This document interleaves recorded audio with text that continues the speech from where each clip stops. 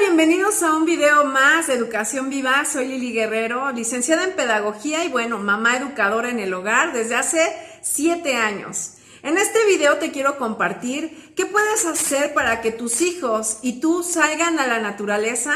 Te voy a dar algunos argumentos que van a convencerte para que esto no sea solo una eventualidad, sino que sea parte de tu rutina familiar. Acompáñame.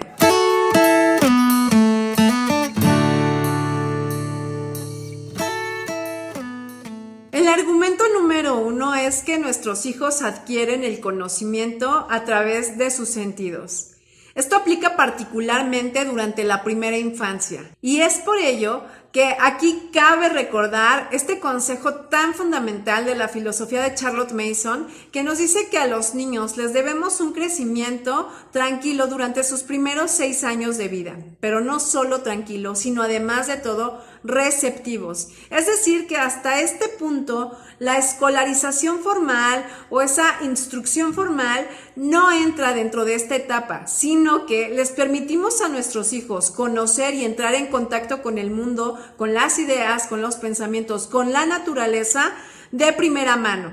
Charlotte Mason no estaba en desacuerdo en que el niño recibiera una gran cantidad de conocimiento, sino que más bien ella apelaba para que ese conocimiento que recibiera fuera acorde a su etapa o a su desarrollo mental. Esto es tan significativo porque incluso las neurociencias hoy han demostrado que el cerebro de los niños se desarrolla por etapas, de manera que no hay tal cosa, como ya lo comentaba en otro video, como un aprendizaje acelerado. Ella lo dijo de esta manera: el peligro existe, pero radica no en darle demasiado al niño, sino en darle lo que no debería hacer. Es decir, el tipo de trabajo que no puede realizar porque su desarrollo mental no se lo permite. Pero dele al niño el trabajo que por naturaleza es para él y la cantidad que pueda superar con facilidad es prácticamente ilimitada. ¿Quién ha visto a un niño cansado de ver, de examinar a su manera las cosas desconocidas? Este es el tipo de alimento mental para él, por el cual tiene un apetito ilimitado, ya que ese es el alimento de la mente, que en el momento presente lo hará crecer.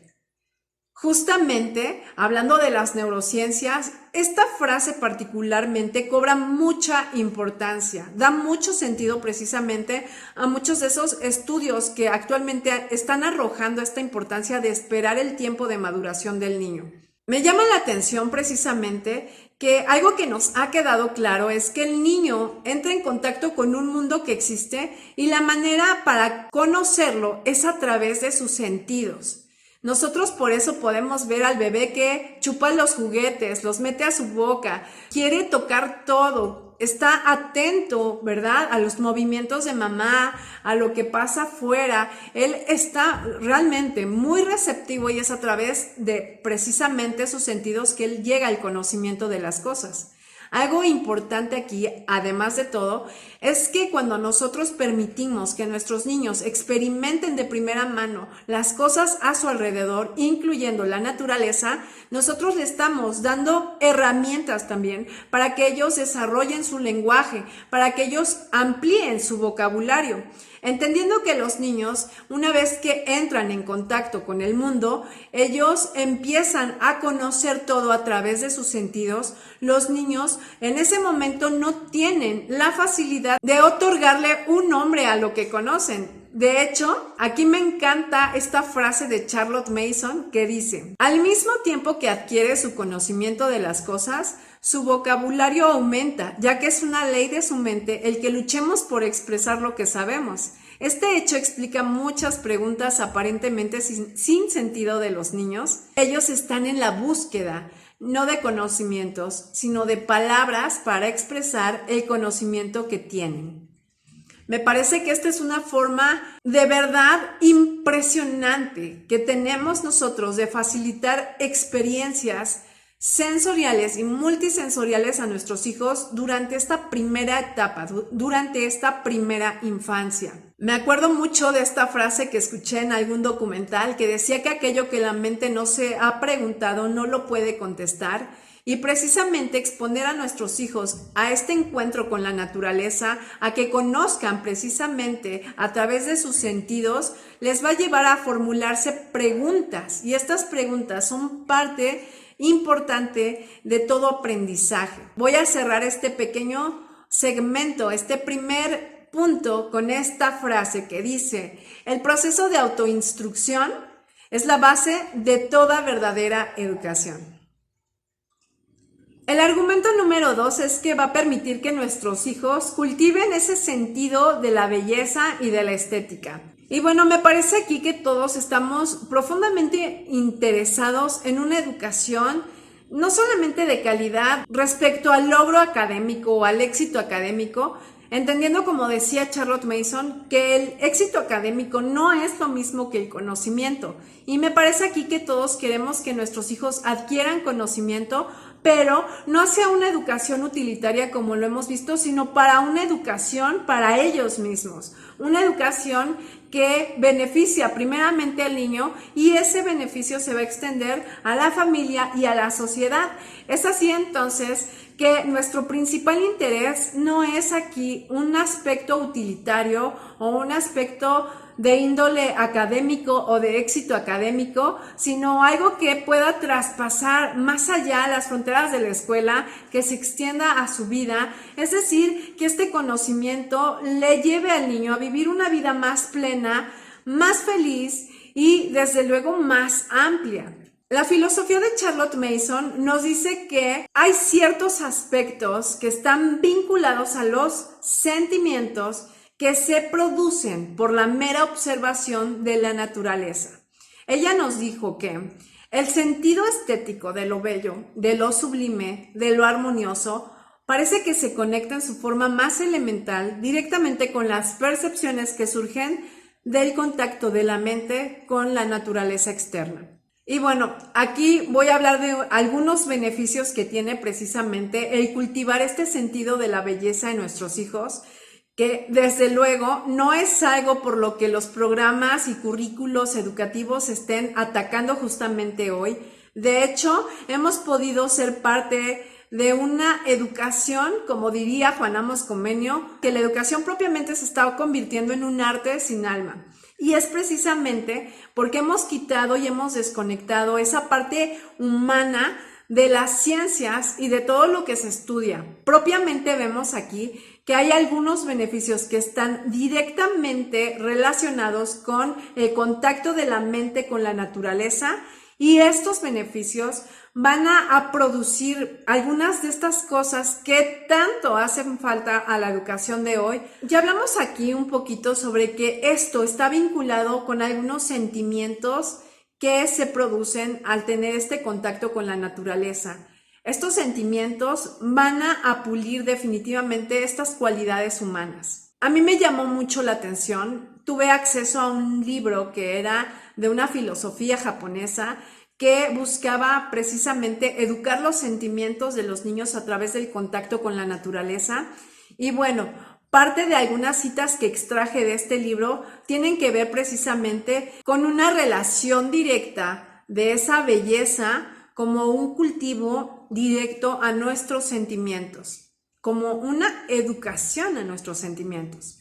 Y bueno, la primera cita es de Mokichi Okada, un filósofo y educador japonés, que además de todo le dio al clavo resolviendo uno de los temas más preocupantes para su educación, pasando la guerra, una de las guerras en las que Japón tuvo que ver y que evidentemente dejaron algunas huellas en sus ciudadanos, y se dieron cuenta que la educación utilitaria precisamente estaba formando un tipo de ciudadano que estaba viviendo una vida sin una moral, sin un sentido de justicia, sin una profunda conexión con él mismo, ¿verdad? Con la parte interna, espiritual de él. Sabemos que los japoneses propiamente son muy dados a la religión, una religión animista que le da vida a muchas cosas, y dentro de todo ellos vieron el valor de la naturaleza para formar a los estudiantes y revertir ese daño que se estaba formando en estas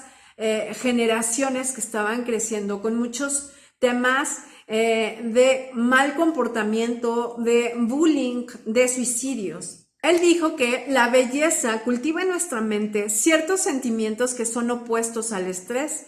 Todos estos efectos son los que curan el corazón turbulento de los niños. Además de todo, me gusta mucho que esta misma filosofía que le confiere a la naturaleza ese lugar y esa reverencia, también nos invita a incorporarla por su concordancia de lo bello con la sensibilidad humana. Definitivamente algo que podemos aprender de todo esto es que hay una conexión muy real entre la naturaleza, nuestra mente y esa educación de nuestros sentimientos. El sentido de la belleza, de lo bello, de lo estético, que es precisamente ese sentimiento de amor por lo bello, es precisamente lo que eleva el espíritu humano, es precisamente eso que le da al alma humana una sensibilidad. Y creo que todos queremos que nuestros hijos transiten por una educación tan integral que les lleve a desarrollar su parte humana, sensible, a la par que van desarrollando su intelecto. La frase con la que quiero cerrar este segundo segmento es: todas las personas que han demostrado una apreciación por las formas y la belleza dicen que sus primeras impresiones datan de un periodo muy anterior al tiempo de las ideas definidas o de la instrucción verbal. El argumento número 3 es que vamos a ayudarles a cultivar hábitos mentales científicos de la manera más eficaz. Para comenzar a abordar este punto, quiero citar nuevamente la filosofía educativa de Charlotte Mason. En ella encontramos esta cita que tiene particular importancia para explicar este argumento. Consideremos también cuán inigualable es el entrenamiento mental que está obteniendo el niño naturalista para cualquier estudio o vocación que existe bajo el sol. La facultad de la atención, de discriminación, de la búsqueda paciente, y que al aumentar, a medida que él mismo crece, le será de utilidad para una infinidad de áreas.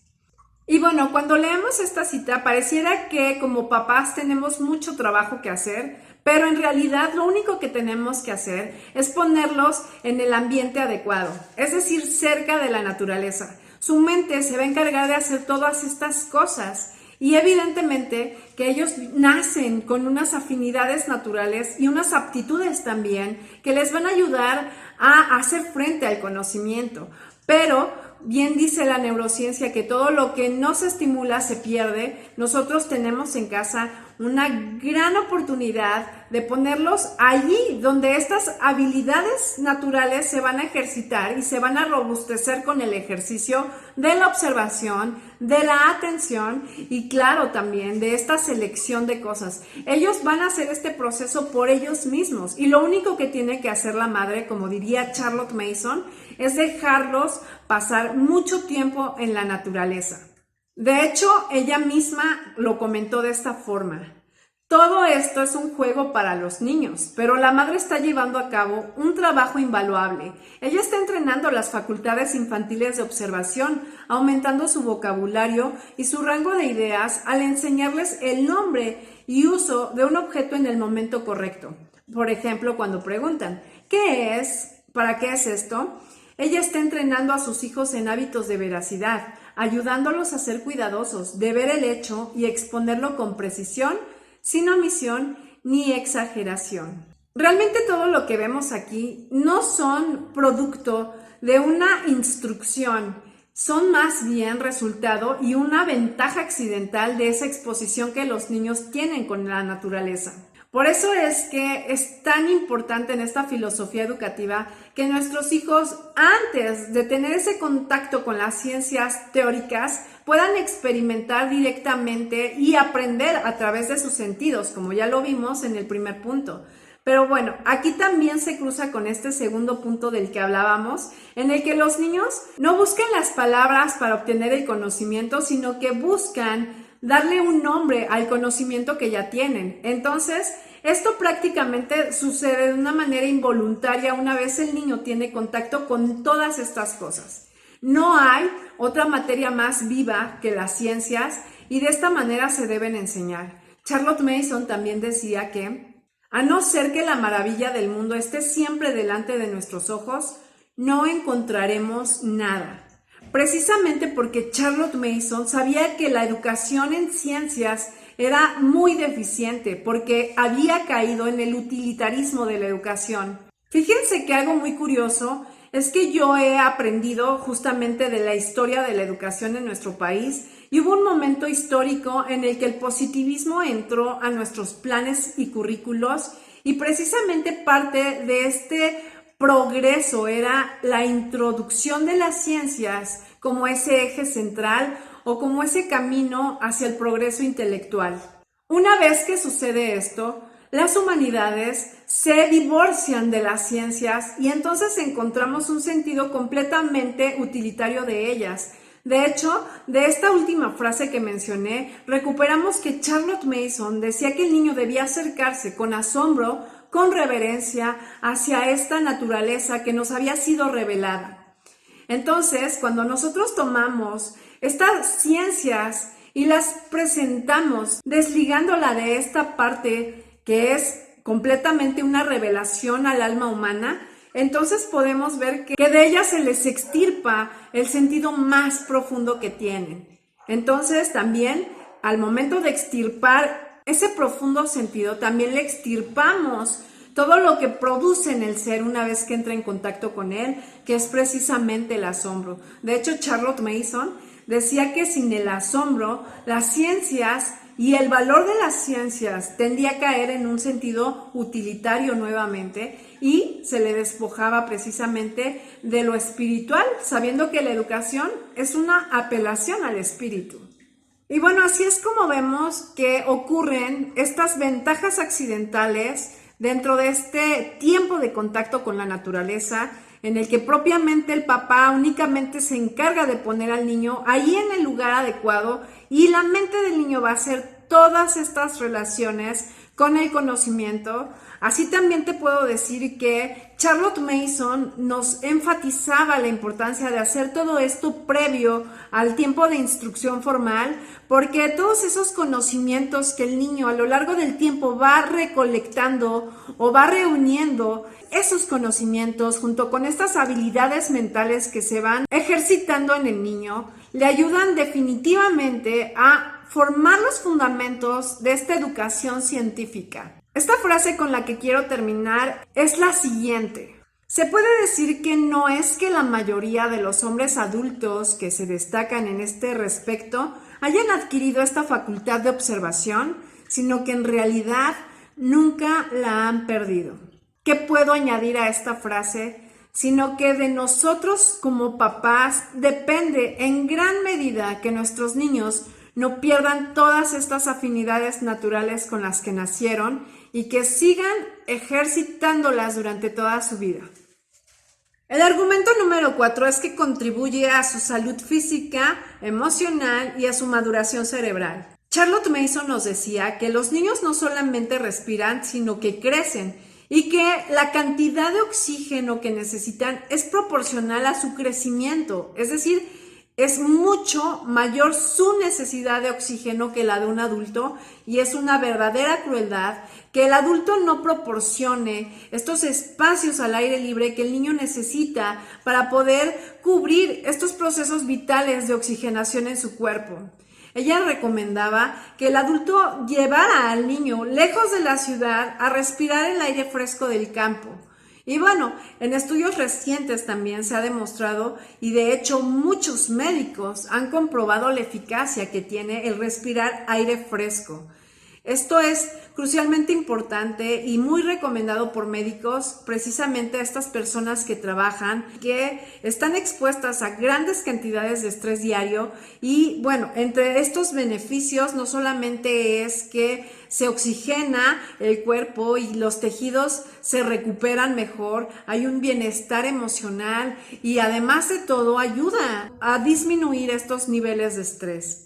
Sobre salud emocional, Charlotte Mason nos dijo: pero facultarlos para que naden con la corriente es el menor de los beneficios que esta instrucción temprana confiere a los niños. Es más, el amor por la naturaleza implantado tan temprano que les parecerá a ellos que nacieron con él. enriquecerá sus vidas con intereses puros y será la fuente de actividades, salud y buen humor. Dice el mismo escritor Kingsley: he visto al joven de fieras pasiones y audacia incontrolable usar sanamente esa energía que lo amenazaba con hundirlo en la imprudencia o el mismo pecado.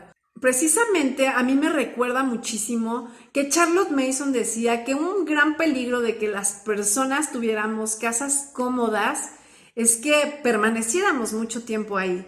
De hecho, creo que es muy importante recuperar esto, que incluso los mismos japoneses también, en esta filosofía de la que les platicaba, recuperaban precisamente que entre más naturaleza hubiera dentro de casa, entre más espacios vitales existieran, mucho mejor era también el estado de ánimo, la conexión espiritual, ¿verdad? Con todas las cosas que han sido reveladas a través de la creación.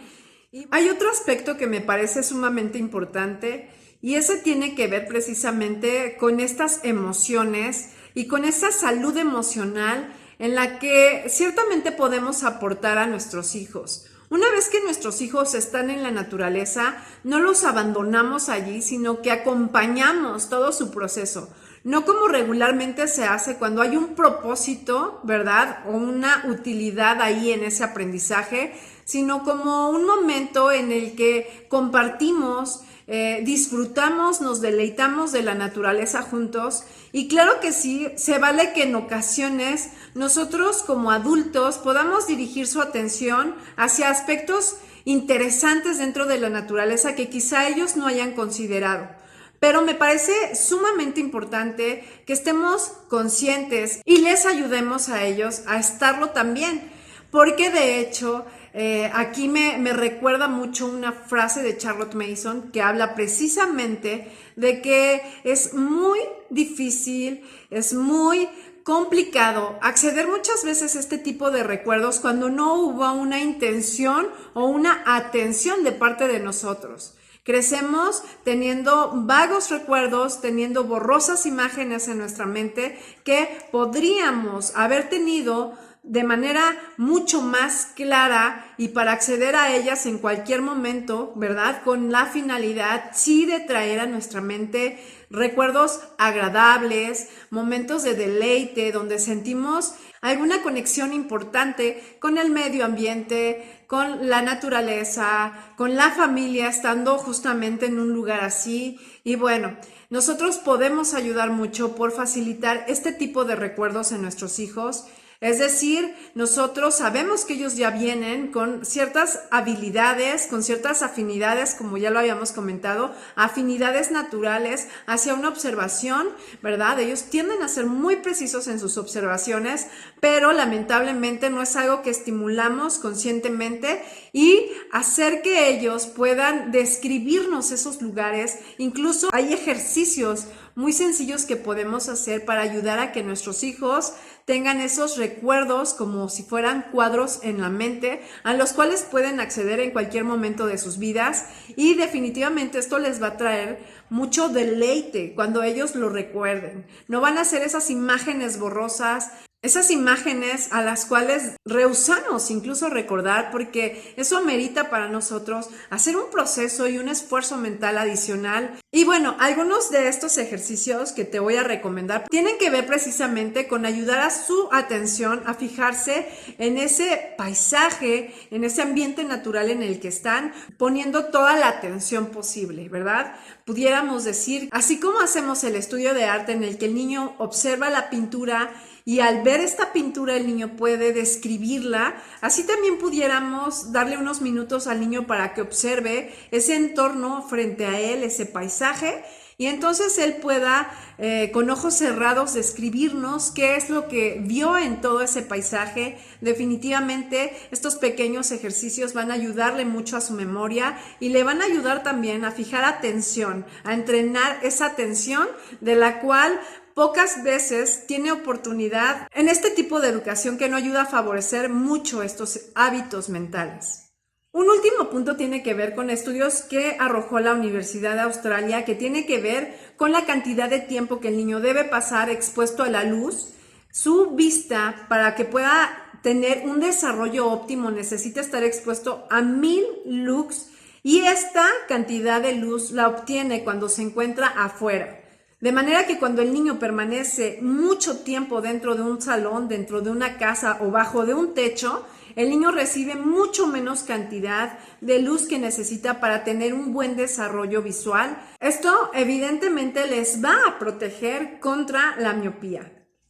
El argumento número 5 es de hecho el argumento más importante de todos, pero me parece que teníamos que llegar a este punto una vez entendido los demás, porque no hay manera de concebir todo aquello que yo comenté anteriormente sobre ver las ciencias como una revelación de la creación si no entendemos y si no creemos que hay un autor que ha creado todo.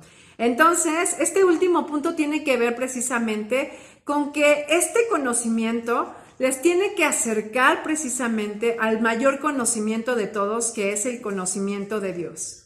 Charlotte Mason decía que de las 3 clases de conocimiento más importantes que debe conocer un niño, es decir, el conocimiento de Dios, el conocimiento del hombre y el conocimiento del universo, este conocimiento resulta ser el más importante para él. El conocimiento de Dios, además de que es indispensable, también es el conocimiento que le va a dar mayor felicidad.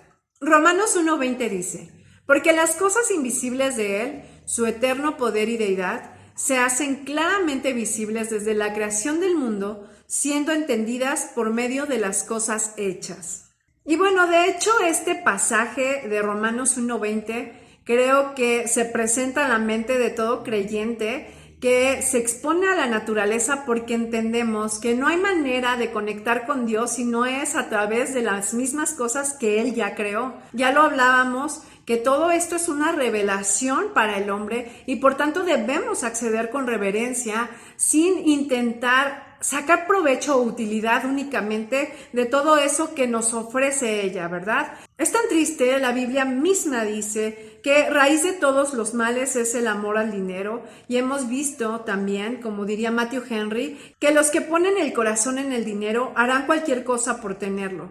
Ahora es muy triste, y lo vi recientemente en un documental, que un árbol vale más muerto que vivo, ¿verdad? Los peces valen más muertos que vivos. Y bueno, si hacemos un recuento de todo lo que el hombre ha mal gobernado o ha abusado de esa autoridad que Dios le dio para administrar la creación, veremos que verdaderamente hay un problema ahí, no hay una reverencia hacia las cosas creadas. Ya los positivistas, y acuerdo completamente con ellos, en que esta libertad que tenemos de actuar no es una libertad para hacer cada uno lo que quiere, sino que es una libertad propiamente que se rige bajo leyes, así como las leyes físicas. Si nosotros dejamos caer un objeto de arriba, ese objeto no se va a ir para ningún lado, el objeto va a tener una caída libre, y esa libertad que tiene es precisamente para cumplir esa ley en la cual ya estaba sometido, ¿sí?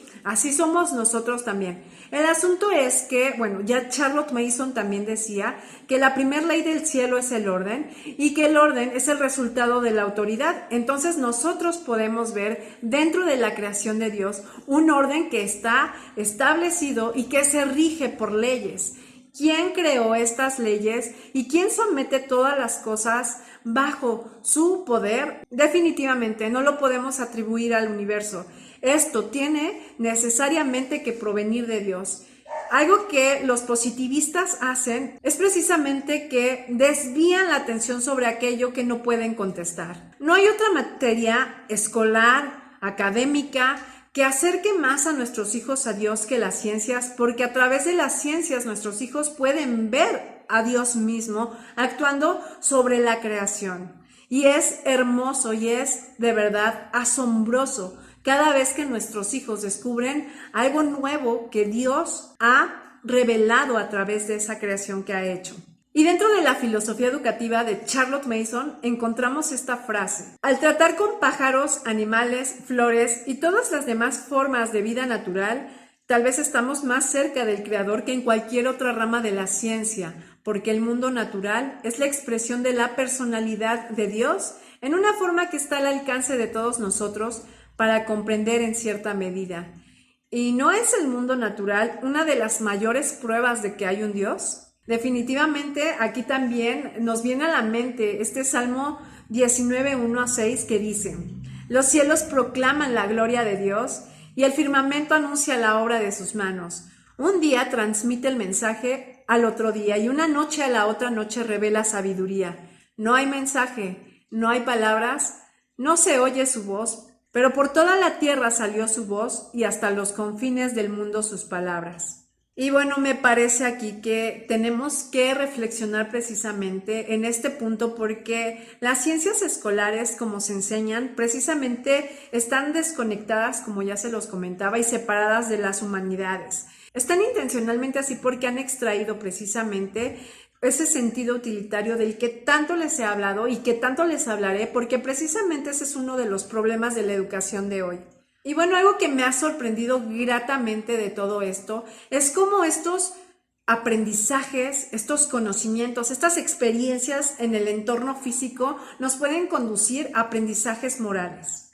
Algunas de las cosas que extraemos precisamente de todo esto es que la naturaleza y el contacto con la naturaleza va a producir en nosotros paciencia, confianza y reverencia, que son precisamente esos elementos morales que se fortalecen en las personas cuando tienen este contacto reverente con ella.